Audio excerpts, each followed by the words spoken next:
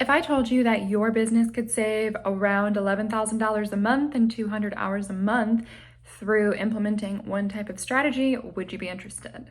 Because that's what this video is all about. It's about how project management can save your small to medium-sized business thousands of dollars and hundreds of hours every month, if not every week. Success in small business often feels complicated, but it doesn't need to be. If you are firmly rooted in a foundation that sets you up for success, a lot of this can run on autopilot. In this video, I'm going to give 5 quick tips on how project management can save your small to medium-sized business time and money. And we'll be focusing less on the actual tip itself and more on how that can give you a quantifiable result in time or money. Tip number 1 is to minimize company jargon. And why would we do this? So there's industry jargon and there's company jargon. For example, in healthcare, like Medicare, healthcare industry jargon might be using CMS, which is the Center for Medicaid or Medicare Services, CMS. Industry term, everybody knows it. It's kind of something that you do need to know. If you're not in healthcare or you're not specifically in Medicare, you might not know it. Now, when I worked for a healthcare company, they would use all sorts of acronyms and jargon, war room, things like that. Like it was like Star War Room, and STAR stood for something, but that's not industry, it's just company. And it just adds a layer of complexity that can be removed and will actually save you a lot of time and money. Employees will spend less time deciphering the jargon. New hires will get caught up much faster when they don't have to keep taking a step back and being like, wait a minute, what are you talking about here? I don't know what that means.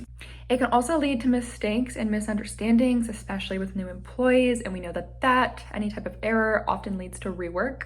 Clear communication also ensures that employees aren't wasting their time trying to figure out what the heck somebody means, also reducing that margin for error there as well. And when you're interacting with a vendor or a client and you're using company jargon, it just makes you seem a little bit fake, a little bit inauthentic. So it kind of lowers that window, that barrier there, and makes your interactions feel very genuine and transparent, which every client, every vendor will appreciate. Example, and I want to make sure I get my numbers right because I did a lot of research on all of this. So we're going to give examples today for a 10-person small business. That's our example here. So you can kind of scale this depending on if you have less employees or more.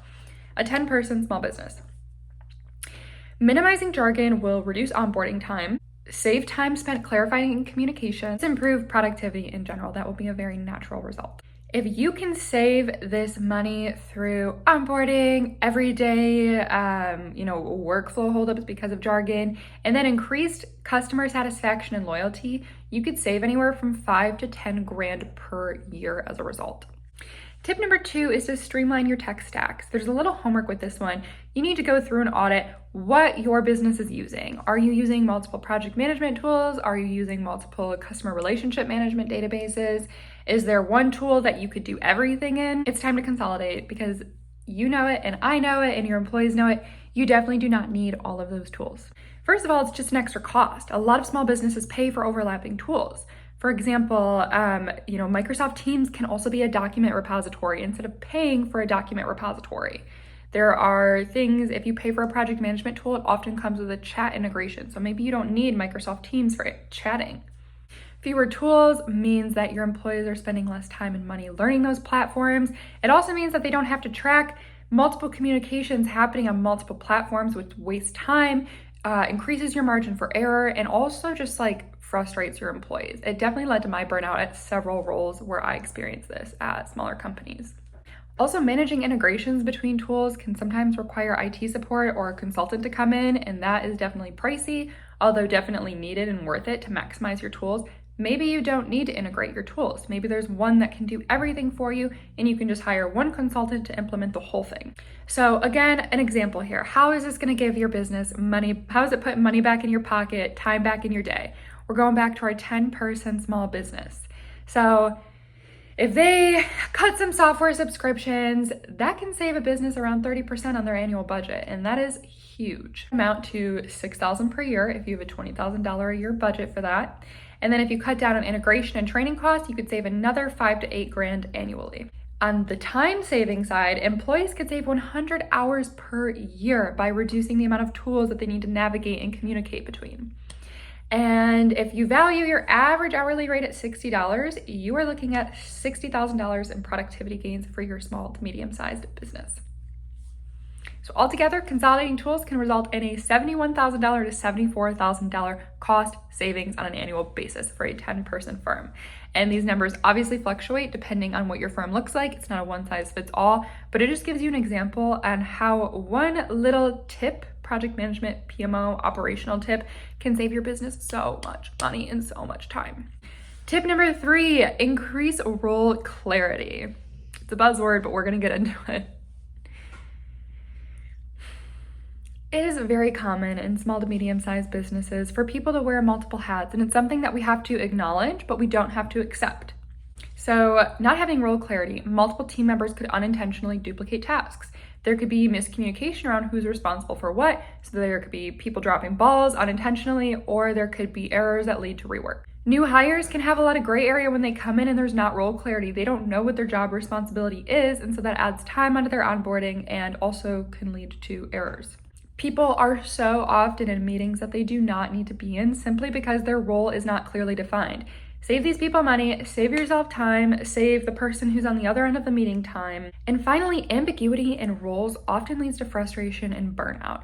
So if people are going to be wearing more than one hat, like I said, very common, we acknowledge it, we don't accept it, have a conversation with them, but don't just let it be, because that will lead to burnout. And then you have those high turnover rates, and obviously onboarding new employees costs businesses so much money. So we're back to this small business with 10 employees, for our example, and we're saying that they have $600,000 that they dish out in annual salaries for all of their employees every year. So how can increasing role clarity save the small business some money? 1, if role clarity saves each employee 1 hour per week, you're saving 520 hours per year. If you have an average hourly rate of $30 an hour, you're saving $15,600 a year. And if you factor in reduced rework, productivity gains, and lower turnover, you are looking at $50,000 in savings on an annual basis. That is huge, especially for a small business. Tip number 4 is to work on your standard operating procedures. If you don't have standardized processes, you will inevitably have speed bumps that are related to missed deadlines, not being on the same page, not having deliverables that align with the company's brand or the company's expectations or quality metrics. You're going to have errors. Rework can cost a business up to 20% of its project budget. That is huge. Let's say, so for this one, we're kind of taking a different, we're focusing more on projects than the 10-person team. We're looking at a project budget that has a $50,000 budget. I kind of repeated myself there, but you get the idea. If you are saving 20% on your project by minimizing rework through having those standard operating procedures, you're saving yourself 10 grand on just that project. And that is so key, because where else could that 10 grand go for your business? There's a lot that can happen there, right? And then team members don't have to clarify expectations as much. There's less back and forth confusion about what they're supposed to be doing, and they could be saving anywhere from 2 to 5 hours per week by not having to sort out all of that messy BS. Having SOPs can also reduce your onboarding time by 50%. This is a general, but pretty much applies to any industry-wide statistic. That is a huge cost savings opportunity. Implement SOPs. Tip number 5 is a little bit outside the narrow world of project management. We've been kind of dipping our toe in operations here. We're in project management. We're also going to look at change management. Implementing a change order process. You don't need to do a full change management strategy yet. You will eventually get there, but if you want to just start small, start with a change order process. Poor change management can reduce a project's ROI by 35 to 50%. What are we doing without a change order process? Do I need to convince you more? I have one more stat for you just in case. We take that $50,000 project budget, that is $25,000 in project savings. Guys. That's insane. And a change order process is so easy to figure out, to implement. The adoption part with the team is often hard, but if you get them behind it and you're like, hey, this is gonna save you time, this is gonna save the company money, you can put that $25,000 into Christmas bonuses for your employee. That is huge. All right, so we're closing out this video now, If you're hearing this and you're like, wow, do I feel overwhelmed because there's so much money I'm throwing out the door, that is okay. If you need help, my team does this for multiple organizations. We've done it. We have case studies about it. We continue to do it. I work in this every single day with clients across a broad range of industries, B2B, healthcare, technology, e-commerce. What else do I got off the top of my head? B2C companies, all over the board. We've seen it all, we've done it all. We help businesses who either one, they're growing really rapidly and they just don't have time to get that infrastructure in place. So they're, moving really, really fast. And so far the train is staying on the tracks, but they're starting to wobble and they're getting a little nervous. Stay ahead of it. Let me come in. Let us help you identify where you could save some costs or where you can better position yourself so you're not going to be throwing money out the door 6 months to a year from now.